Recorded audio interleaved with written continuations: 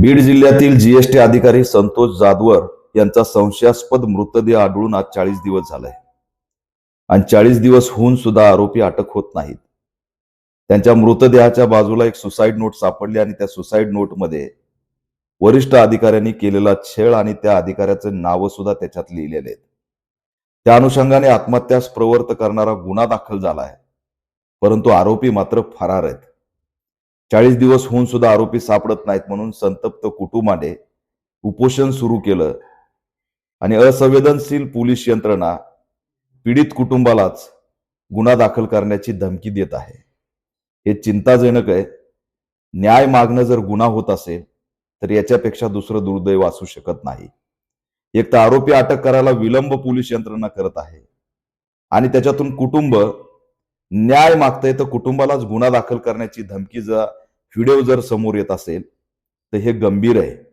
या प्रकरणाची दखल राज्याचे गृहमंत्री देवेंद्र फडणवीस यांनी तात्काळ घ्यावी. एकीकडे अधिवेशन सुरू आहे आणि दुसरीकडे कुटुंबाला न्यायासाठी उपोषण करावं लागतंय. गृहमंत्र्यांनी तात्काळ या प्रकरणात CID SIT मार्फत चौकशीचे आदेश द्यावेत आणि या प्रकरणाची सखोल चौकशी करावी. पीडित कुटुंबांनी काही आरोप केलेत, त्यांना ही आत्महत्या की हत्या याच्यावरती प्रश्नचिन्ह उपस्थित केलेत. त्याच्यामुळे सखोल चौकशी करून या प्रकरणातील सत्य बाहेर आलं पाहिजे अशी ऑल इंडिया पॅंथर सेना मागणी करत आहे. मी राज्याच्या गृहमंत्र्यांना आवाहन करतोय की हे प्रकरण राज्यव्यापी झालं असून 24 तासाच्या आत आरोपीला अटक केली पाहिजे. अन्यथा येणाऱ्या काळात होणाऱ्या सर्व आंदोलनामध्ये ऑल इंडिया पॅंथर सेना सहभागी असेल.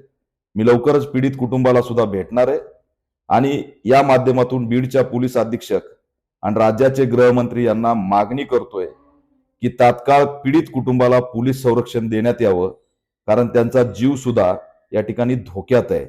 आरोपी फरार असल्यामुळे त्यांच्या जीवाला सुद्धा धोका आहे. त्याच्यामुळे पीडितांना पोलीस संरक्षण देऊन आरोपीला तात्काळ अटक करून या प्रकरणात CID SIT मार्फत चौकशी करावी अशी ऑल इंडिया पॅंथर सेना मागणी करते.